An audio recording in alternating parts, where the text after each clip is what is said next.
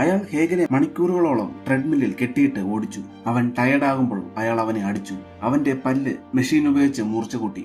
ഇറച്ചി കഷ്ണം കെട്ടിത്തൂക്കിയിട്ട് പരിശീലിപ്പിച്ചു. അവൻ ഇറച്ചി കഷ്ണം കടിച്ചപ്പോൾ അയാൾ ശക്തിയായി പിടിച്ച് വലിച്ചു. അവന്റെ താടിയലിനെ ശക്തി കൂട്ടി. അവനെ 3 ദിവസത്തോളം പട്ടിണി കിട്ടു. എല്ല് ഒരു തടിയിൽ ഡ്രില്ല് ചെയ്ത് പിടിപ്പിച്ച് അത് അവനെ കഴിക്കാൻ കൊടുത്തു. വിശന്നിരുന്ന ഹേഗന് അത് കഴിക്കാൻ സാധിക്കുന്നില്ല. പെട്ടെന്ന് മുഖം മൂടി വെച്ച് അയാൾ അവന്റെ ഭക്ഷണം മോഷ്ടിക്കാനെന്ന രീതിയിൽ വരുന്നു. അത് കണ്ട് അവൻ ക്രൂരമായ രീതിയിൽ മുരളുന്നു.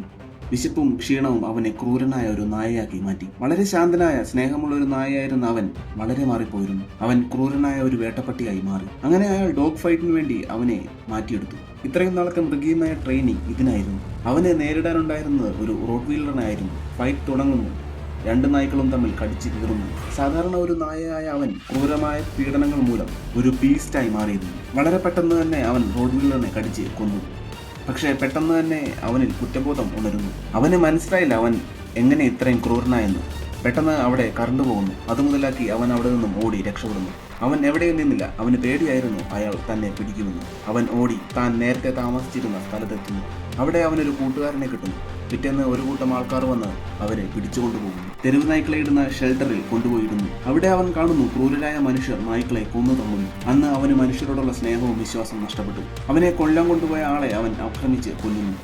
ഈ സമയം മുതലാക്കി 100 കണക്കിന് നായ്ക്കൾ അവിടെ നിന്നും രക്ഷപ്പെടുന്നു.